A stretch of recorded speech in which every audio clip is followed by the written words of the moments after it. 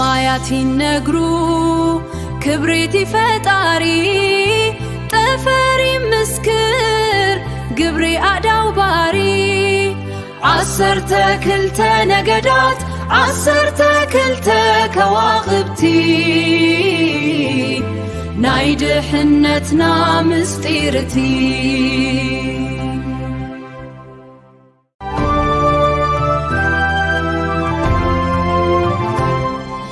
ሰማያት ይነግሩ ክብሪት ፈጣሪ ጠፈሪ ምስክር ግብሪ አዳው ባሪ ዓሰርተ ክልተ ነገዳት ዓሰርተ ክልተ ከዋኽብቲ ናይ ድሕነትና ምስጢርቲ ያዕቆብ ቃል አውፅአ ንይሁዳ ክምርቆ አንበሳዩ ወደይ መንዩ ዝሰርቆ ኣብ ሰማይ ጠሚትና ልዮ ንርእዮ ንግስነት መሲሕ ኣብኡ ተነብዮ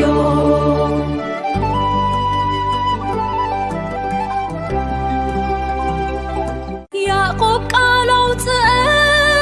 ንይሁዳ ክምርቆ አንበሳዩ ወደይ መንዩ ዝሰርቆ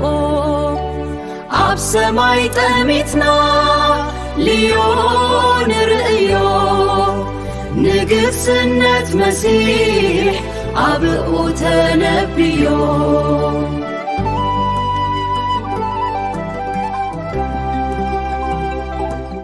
በከዋክብት ጽሑፍ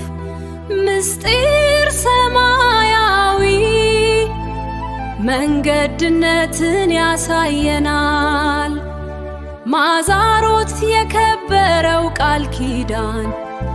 ለአስራ ሁለቱ ነገዶች ትንቢት የድል አድራጊነት ትንቢት በከዋክብት ጽሑፍ ምስጢር ሰማያዊ መንገድነትን ያሳየናል ማዛሮት የከበረው ቃል ኪዳን ለአስራ ሁለቱ ነገዶች ትንቢት የድል አድራጊነት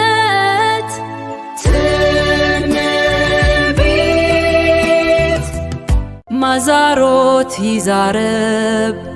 ብዘይ ድምፂ ይጭድር ነፍሰ ወከፍ ነገድ ኣብ ሰማይ ኣለኡ መንበር እዝዩ እቲ ብሉፕረንት እቲ መለኮታዊ ትልሚ ንቕሓትና ክበራበር ካብ ዘመናት ሕልሚ ማዛሮት ይዛረብ ብዘይ ድምፂ ይጭድር ነፍሰ ወከፍ ነገድ ኣብ ሰማይ ኣለኡ መንበር እዝዩ እቲ ብሉፕረንት እቲ መለኮታዊ ትልሚ ንቕሓትና ክበራበር ካብ ዘመናት ሕልሚ